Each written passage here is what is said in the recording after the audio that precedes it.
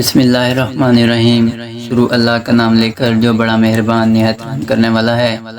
السلام علیکم دوستو، امید کرتا ہوں آپ سب خیریت سے ہوں گے۔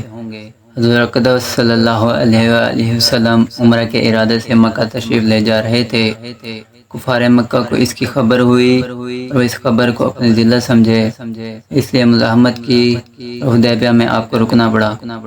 جانثار صحابہ ساتھ تھے جو حضور صلی اللہ علیہ وسلم پر جان قربان کرنا فخر سمجھتے تھے، لڑنے کو تیار ہو گئے، مگر حضور صلی اللہ علیہ وسلم نے مکہ والوں کی خاطر ان سے لڑنے کا ارادہ نہیں فرمایا اور صلح کی کوشش کی، اور باوجود صحابہ کی لڑائی پر متدی اور بہادری کے حضور صلی اللہ علیہ وسلم نے کفار کو اس قدر رعایت فرمائی کہ ان کی ہر شرط کو قبول فرما لیا۔ صحابہ رضی اللہ عنہ اس طرح دب کر صلح کرنا بہت ہی ناگوار تھا، مگر حضور صلی اللہ علیہ وسلم کے ارشاد کے سامنے کیا ہو سکتا تھا، اس لیے حضرت عمر جیسے بہادروں کو بھی دبنا پڑا۔ صلح میں جو شرطیں طے ہوئی، ان شرطوں میں ایک شرط یہ بھی تھی کہ کافروں میں سے جو شخص اسلام لائے اور ہجرت کرے، مسلمان اس کو مکہ واپس کر دیں، اور مسلمانوں سے خدا نخواستہ اگر کوئی شخص کافر ہو کر چلا آئے تو وہ واپس نہ کیا جائے۔ یہ صلح نامہ ابھی تک پورا نہیں لکھا گیا تھا کہ ایک صحابی جن کا نام ابو جندل تھا، وہ اسلام لانے کی وجہ سے طرح طرح کی تکلیفیں برداشت کر رہے تھے اور زنجیروں میں بندھے ہوئے تھے۔ اسی حالت میں گرتے پڑتے مسلمانوں کے لشکر میں اس امید پر پہنچے کہ ان لوگوں کی حمایت میں جا کر اس مصیبت سے چھٹکارا پاؤں گا، اس لیے ان کے باپ سہیل نے جو اس صلح نامہ میں کفار کی طرف سے وکیل تھے، وہ اس وقت تک مسلمان نہیں ہوئے تھے۔ فتح مکہ میں مسلمان ہوئے، انہوں نے صاحبزادے کے تماچے مارے اور واپس لے جانے پر اصرار کیا۔ حضرت صلی اللہ علیہ وسلم نے ارشاد فرمایا کہ ابھی صلح نامہ مرتب بھی نہیں ہوا، اس لیے ابھی پابندیاں کس بات کی، مگر انہوں نے اصرار کیا۔ پھر حضور نے فرمایا کہ ایک آدمی ہی مجھے دے دو، مگر وہ ضد پر تھے، نہ مانے۔ ابو جندل نے مسلمانوں کو پکار کر فریاد بھی کی کہ میں مسلمان ہو کر آیا اور کتنی مصیبتیں اٹھا چکا، اب واپس کیا جا رہا ہوں۔ اس وقت مسلمانوں کے دلوں پر جو گزری وہ اللہ ہی کو معلوم ہے، مگر حضور صلی اللہ علیہ وسلم کے ارشاد سے واپس ہوئے۔ حضور نے تسلی فرمائی اور صبر کرنے کا حکم دیا اور فرمایا کہ ان قریب اللہ جل شانہ تمہارے لیے راستہ نکالیں گے۔ صلح نامے کے مکمل ہو جانے کے بعد ایک دوسرے صحابی ابو بصیر بھی مسلمان ہو کر مدینہ پہنچے۔ کفار نے ان کو واپس بلانے کے لیے 2 آدمی بھیجے۔ حضور صلی اللہ علیہ وسلم نے حسب وعدہ واپس فرما دیا۔ ابو بصیر نے عرض بھی کیا کہ یا رسول اللہ، میں مسلمان ہوں، مجھے کفار کے پنجے میں پھر بھیجتے ہیں۔ آپ نے فرمایا کہ ان سے بھی صبر کرنے کی ارشاد فرمایا اور فرمایا کہ انشاءاللہ ان قریب تمہارے واسطے راستہ کھلے گا۔ یہ صحابی ان دونوں کافروں کے ساتھ واپس ہوئے۔ راستے میں ان میں سے ایک سے کہنے لگے کہ یار تیری یہ تلوار تو بڑی نفیس معلوم ہوتی ہے۔ شیخی آدمی ذرا سی بات میں پھول جاتا ہے۔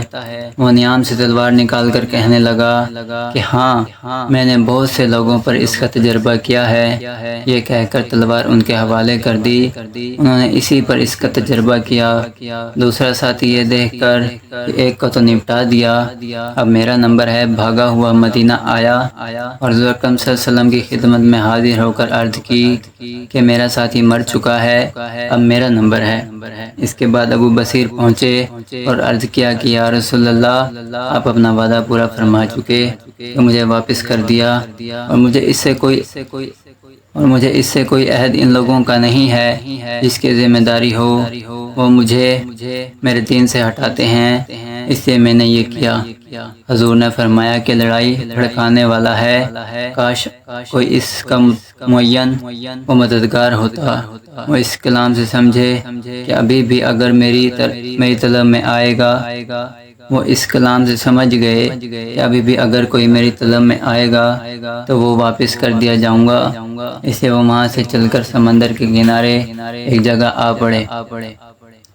مکہ والوں کو اس قصے کا معلوم ہوا تو ابو جندل بھی، جن کا قصہ پہلے گزر چکا، چھپ کر وہاں پہنچ گئے۔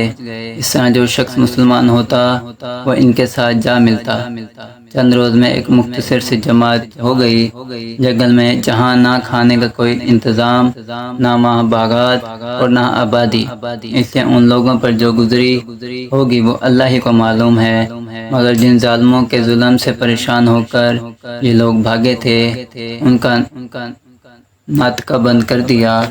جو قافلہ ادھر کو جاتا اس سے مقابلہ کرتے اور لڑتے، حتیٰ کہ کفار مکہ پریشان ہو کر حضور صلی اللہ علیہ وسلم کی خدمت میں عاجزی اور منت کر کے اللہ کا رشتہ داری کا واسطہ دے کر آدمی بھیجا کہ اس بے سری جماعت کو آپ اپنے پاس بلا لیں، یہ معاہدہ میں داخل ہو جائیں اور ہمارے لیے آنے جانے کا راستہ کھلے۔